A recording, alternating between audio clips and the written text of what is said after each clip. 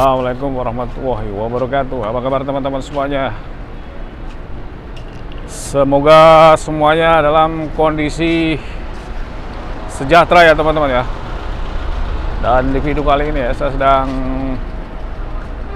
berjalan-jalan nih, biasa hari libur. Dan di video kali ini teman-teman saya akan menceritakan ya bagaimana kehidupan wanita di Arab Saudi ya, yang saya amati sehari-hari ya,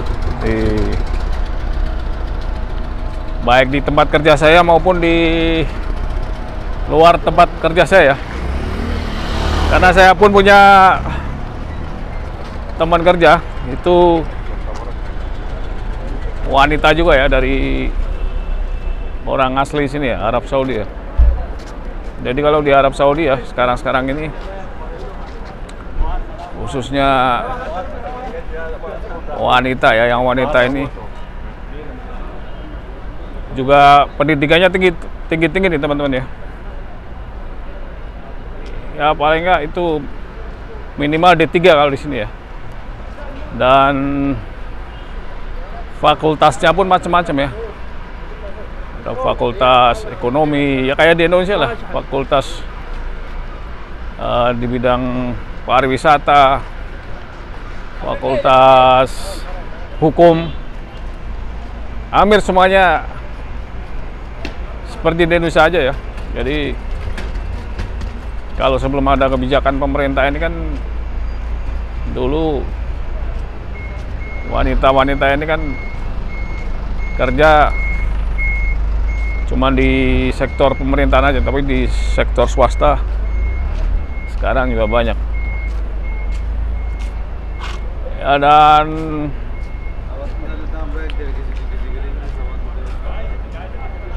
mengenai kehidupan ya, kalau kehidupan sehari-hari ya beda ya dengan wanita-wanita di negara kita ya. Kalau di Arab Saudi ini emang diistimewakan sekali teman-teman, kecuali cewek-cewek ini ya. Jadi dulu waktu zaman jahiliyah wanita itu dilecehkan, tapi sekarang benar-benar setelah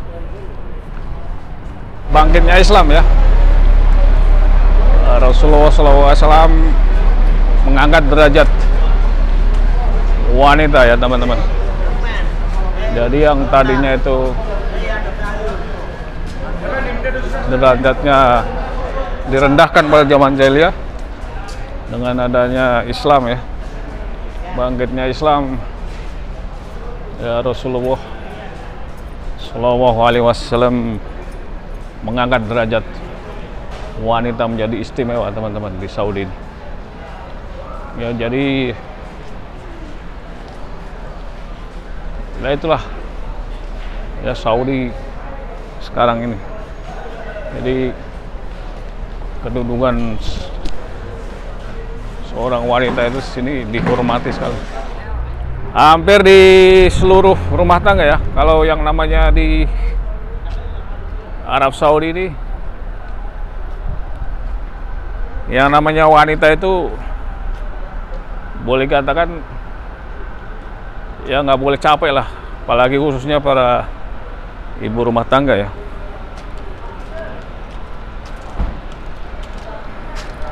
Ya bayangin aja, semuanya itu udah tersedia, ibarat ngurus anak berada pembantu, masak ada pembantu, terus ya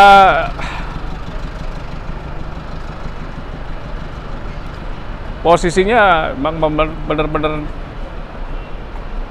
tinggi ya di sini ya, derajatnya tinggi wanita itu. Ya palingnya kegiatannya kalau di sini ya belanja. Ya kalau wanita-wanita di Arab Saudi ini belanja, sopir sudah ada, tinggal berangkat aja ya teman-teman. Mau belanja kemana nih? Tinggal ngajak sopir aja. Dan anak-anaknya pun kalau mau kemana-mana tinggal panggil sopir aja. Makanya banyak kan sopir-sopir ya, kayak yang dari Indonesia itu standby 24 jam. Ya sewaktu-waktu ada keperluan apa itu harus siap, terutama para sopir-sopirnya ini. Dan tapi sekarang banyak juga ya, karena wanita-wanita di Arab Saudi ini dibebaskan ya, yang cewek, untuk bisa menyetir mobil. Jadi ada baiknya juga ya, di samping untuk mungkin ya menghemat lah ekonomi, keuangan, dari segi keuangan biasanya bayar supir sendiri. Dan banyak wanita-wanita khususnya para remaja-remaja di sini ya, yang cewek-cewek ini dia bisa pergi sendiri ya, nyopir. Jadi sekarang ini dengan adanya kebijakan wanita diperbolehkan nyetir mobil sendiri, itu banyak mereka yang pergi sendiri akhirnya. Malam keluar kemana udah nggak ngajak sopir lagi, teman-teman. Ya, dan ya begitulah wanita-wanita di Arab Saudi itu diperlakukan memang seperti raja ya. Jadi semuanya sudah ya, fasilitas sudah tersedia lah. Jadi memang dari warga biasa diperlakukan ya seperti raja juga, karena apa-apa tinggal kontak aja udah.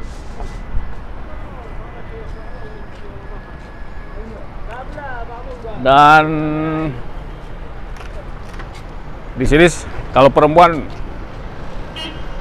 khususnya ya nggak bisa, teman-teman. Banyak kan kalau untuk mengenai perjodohan ya, untuk pernikahan ini dijodohkan kalau di sini ya. Jadi sesuai dengan apa nama yang ada di hadis itu. Jadi teman-teman, di Islam sendiri kan telah menyebutkan ya, bahwa memilih jodoh itu satu karena kekayaannya, kedua karena keturunannya, ketiga kecantikannya, dan yang keempat keimanan ya. Ya, tapi yang terbaik ini yang beriman, teman-teman ya, tentunya. Tapi kalau di sini rata-rata ya yang sederajat lah, itu umum ya, nggak di kita nggak disadari atau enggak di kita pun ya begitulah ya, paling nggak sederajat ya. Dan tapi di Arab Saudi sendiri kebanyakan orang tua sama orang tua, atau bisa milih sendiri tapi harus konfirmasi ke orang tua dulu. Kalau orang tuanya setuju ya silahkan, kalau nggak bisa. Walaupun si ceweknya atau cowoknya sama-sama suka ya, tapi kalau orang tuanya nggak setuju, di sini nggak bisa. Dan wanita Arab Saudi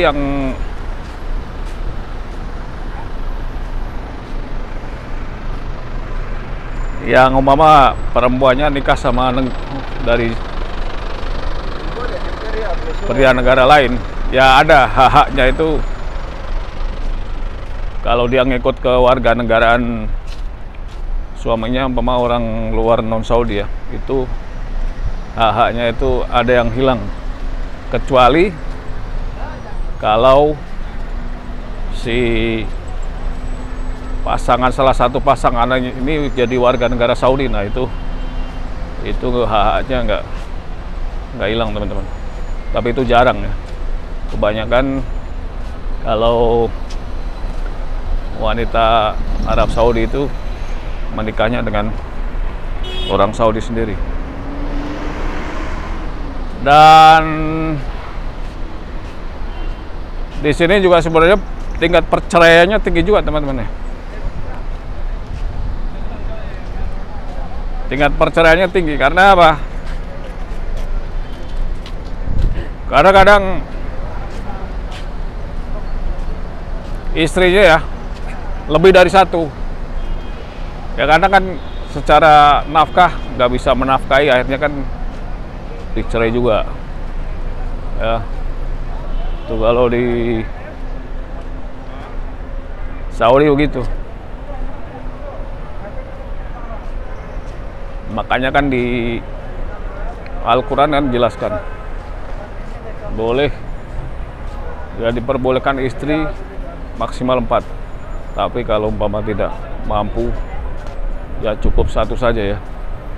Jadi ya itulah ya namanya kehidupan.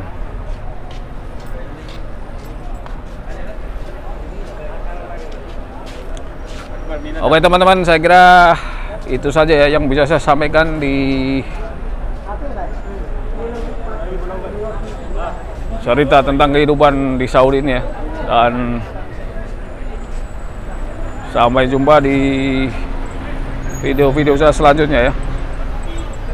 Dan jangan lupa saya mohon dukungannya untuk subscribe, like, komen, dan share agar bisa ya, mengikuti cerita-cerita saya selanjutnya di channel saya ini. Wassalamualaikum warahmatullahi wabarakatuh.